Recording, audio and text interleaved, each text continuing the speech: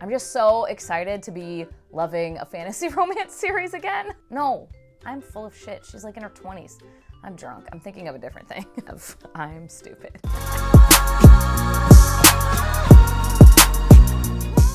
Well, hello. Welcome back to my channel. Shoshana here to talk about a few friggin' books. Not very many.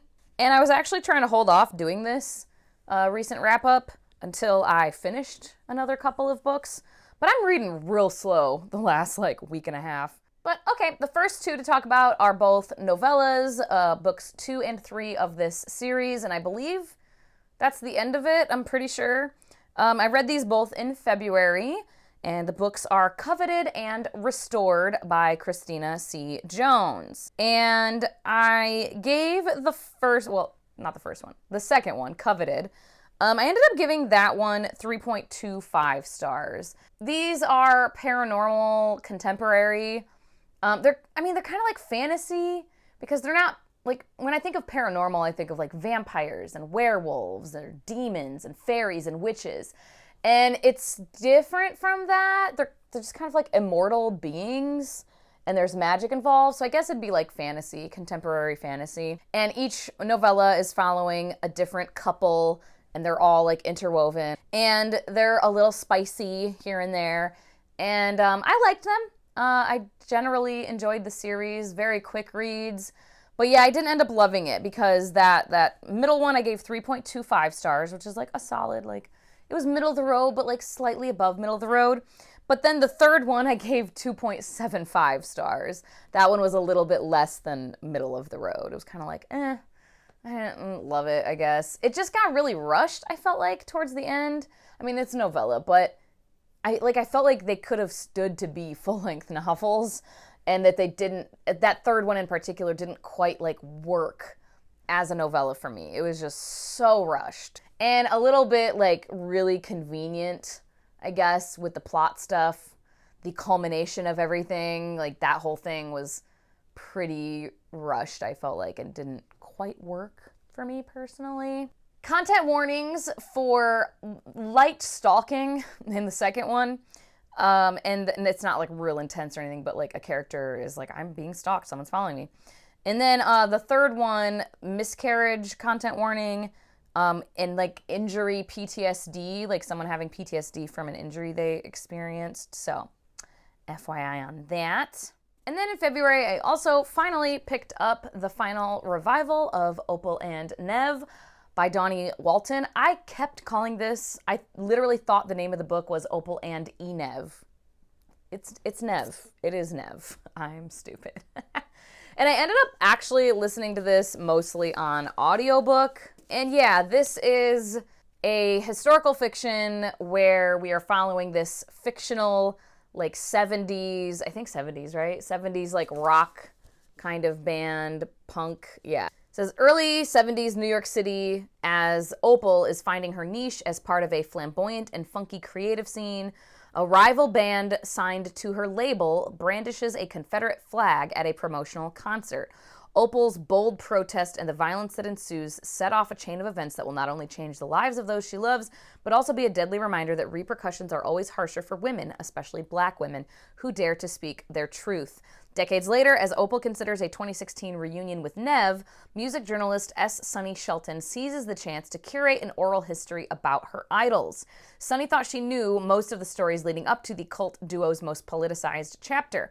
But as her interviews dig deeper, a nasty new allegation from an unexpected source threatens to blow up everything. And yeah, so that's the setup of this. I will say also the audiobook is great. It's a cast, oh geez, fuzzies. A cast of characters. Well, I don't know if it's a cast. It's at least two people. There's the woman doing narration for the women, and then there's a guy doing narration for the guys. But I think it is just the two of them. And yeah, I did quite enjoy this. Initially, when this book came out, I wasn't real interested in it because historical fiction about a made-up band music thing just doesn't strike my fancy as a concept.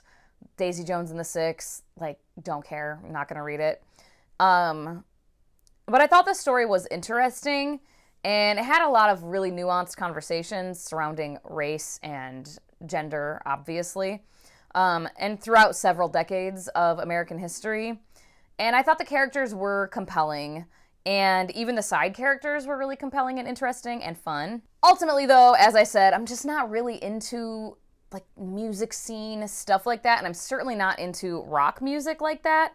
So those elements of the story, talking about the music and the this and the that, like just didn't really grip me as much. They didn't catch my interest as much as they probably do for other readers who really like that thing. And I honestly found like Sunny, the person who's like writing, she's doing an article about them, like this interview. Her portion of the story I thought was kind of unnecessary as it was presented in the book. I think it could have been more interesting and necessary if we had gotten more in depth with where her head was at with everything, because she has a connection to these people that you learn very, very soon, like I think in the first chapter or two. So yeah, with her perspective and her story, it was just like kind of surface level in my opinion, to the point where I kind of wish it wasn't there if it was going to be like that. And I know that wasn't the point of the story, like the point wasn't her stuff, but it just made it so that anytime we stepped out of Opal and Nev's storyline and their history and into Sunny's current life, I didn't care. I just did not care very much at all. And I did also think the ending was a little bit rushed. Not enough to like ruin the ending, but all the stuff that happened towards the end just kind of, it was like, whoa, okay, all right, okay. We're done now, I guess. It was a little bit rushed for me. Overall, I did feel like this was really immersive. Like anybody you see say that like you forget that these aren't real people is very true. I legit was like, wait, are they real? Like I went and Googled it a couple times while reading. Like, wait, are they maybe based off of someone real? No, they're not. It's entirely made up, but it was very, very well done in that regard. And again, I thought that it covered some really good messages and themes and just conversations, nuanced conversations. But ultimately, it's not a book I ever see myself rereading, simply because I did enjoy my time with it, but I just didn't love my time with it, you know? Definitely content warnings. I mean, racial slurs, racism in general, hate crime, violence, murder. Addiction and drug abuse is shown as well and discussed. There is a character who is dealing with like an opioid addiction and someone else who's an alcoholic. And then a minor one for like sexual harassment and sexual assault. Nothing nothing violent and nothing like crazy, like graphic or anything, but just some women being very much harassed by some fucking dumbasses trying to like grope at their butts and stuff, that kind of thing. And I ended up giving this 3.75 stars. So a solid rating, just not what I thought. I thought this was going to be a 5-star read. 'Twas not. Next up, I read Blood Mercy by Vela Roth. This is adult paranormal fantasy. Well, yeah, it's adult. I would say it's adult. The main character is a teenager technically, but she's like 17 or 18, right? No, I'm full of shit. She's like in her 20s. I'm drunk. I'm thinking of a different thing. So yeah, adult fantasy, paranormal, vampires, etc. The little premise blurb I have here. Blood Mercy is the enthralling first novel in the Blood Grace series. This steamy vampire romance is set in an epic fantasy world, has the passion romance fans crave, and the world building to satisfy fantasy readers. If you like hot paranormal heroes, strong heroines, and magical lands that feel real, you'll love Vela Roth's reimagining of vampire lore and fated mates. And yeah, I really enjoyed this. The characters, I mean, Cassia and Leo, they're the main characters, and you get dual perspectives, and I love them. I love them both. Cassia and Leo for life. I really, really enjoyed getting to know them. I thought that they were very well fleshed out characters. It's very slow burn. Everything about this first book is incredibly slow burn. The romance, the world building, all the stuff. She's taking her time with it, and I actually really liked it. Like, you get such a deep foundation for this romance because they are getting to know each other on a very like vulnerable level before they ever have any kind of romantic inclinations for one another. And I really liked it. I really liked it. It is fated mates kind of thing, but rather than like meeting and immediately just like feeling it and knowing that we're fated, it's like takes the time to get to know each other still. And Cassia is just such a fascinating character to me. She is like a strong heroine, but it's like not in a like I'm a badass warrior kind of way. She's clever, she's super intelligent, and she's very good at subtle and secret, like, political machinations and maneuverings and getting what she wants by, like, spreading the proper rumors to the proper people or whatever. And, like, very perceptive and she understands people and their motivations very well. So it's like she knows how to take advantage of someone and how to direct them where she wants them to go.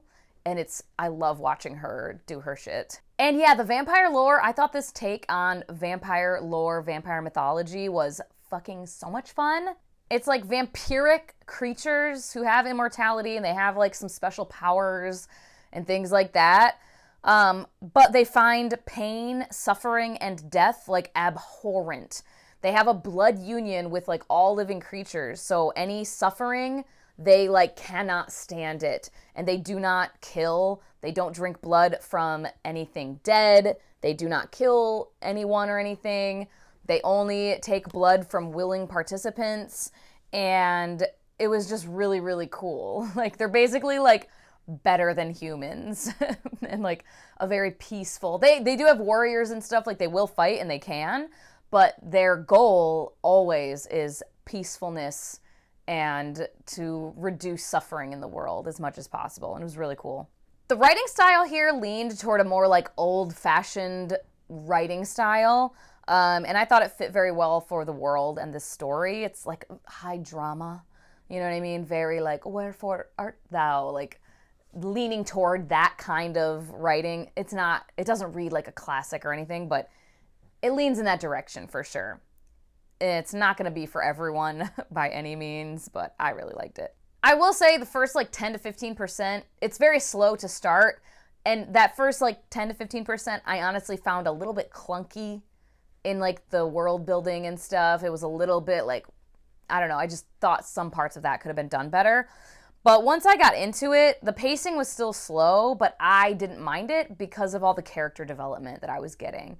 And the world building and everything, like I was just like loving it. I was soaking it all up. So yeah, I thoroughly enjoyed this. I am bought into this romance. I started book 2. I'm like halfway through that.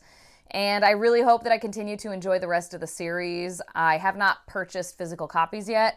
I'm waiting until I get into book 3. There's like 6 books in the series, I want to say, and I don't know if it's finished or not.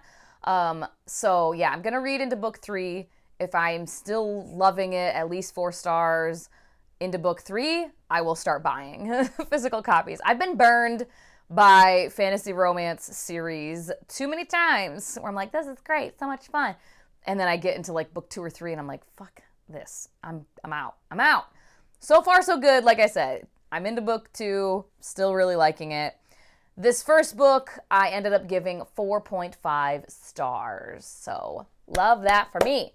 I had this on my like 4 or 5 star prediction list, that video I did, and I predicted 4 stars at least for this one. So I was right. Yay, love that for me. I'm just so excited to be loving a fantasy romance series again. Yay.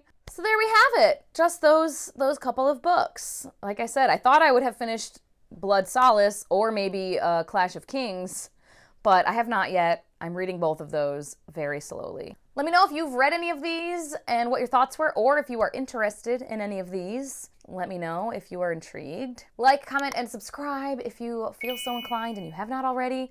Or, of course, you can just leave an emoji if you want to say hey, make your presence known, give some engagement on the video. As always, thank you so much for your time. Hope you all have a wonderful day, and I will talk to you later. Bye-bye.